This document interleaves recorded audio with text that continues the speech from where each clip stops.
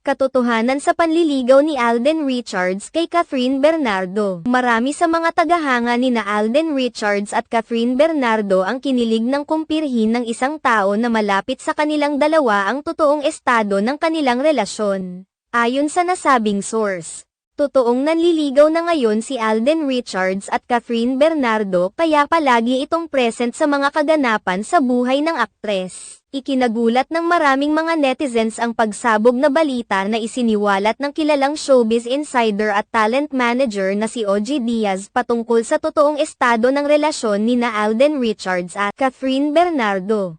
Nitong Linggo, April 14, 2024, hayagang kinumpirma ng showbiz insider na si OG Diaz ang panliligaw ni Alden Richards kay Catherine Bernardo. Ang balitang ito ay nagmula umano mismo sa kampo ng aktres. Tila may katotohanan naman umano ang balitang ito dahil makikita naman sa body language ni Alden Richards na nanliligaw na siya kay Catherine Bernardo. Matatandaan na parehong nakadalaw si Alden Richards sa birthday party ni Catherine Bernardo sa El Nido, Palawan at sa surprise birthday party ni Catherine Bernardo na inorganize ng kanyang glam team. Maging sa house blessing ng multi-million dream house ni Catherine Bernardo ay naroon rin si Alden Richards. Tila pinapatunayan naman umano ni Alden Richards na talagang seryoso siya kay Catherine Bernardo dahil mas pinili nitong magpunta sa house blessing ng aktres kaysa sa awarding show kung saan mayroon siyang 3 nominations.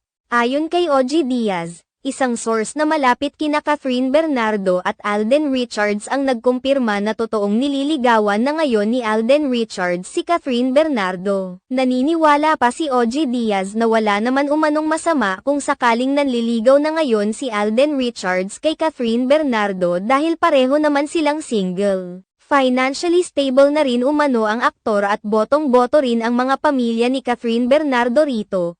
Kuhang-kuha rin umano ni Alden ang suporta ng ina ng aktres na si Mommy Min. Bukod kay Alden Richards, isiniwalat din ni OG Diaz na nanliligaw rin ngayon kay Catherine Bernardo ang lalaking unang nalink sa aktres matapos ang hiwalayan nila ni Daniel Padilla na si Jericho Rosales. Gayunpaman, sa pagitan ng dalawang nanliligaw ngayon kay Catherine Bernardo, mas lamang ng point si Alden Richards kaysa kay Jericho Rosales sa pamilya ng aktres.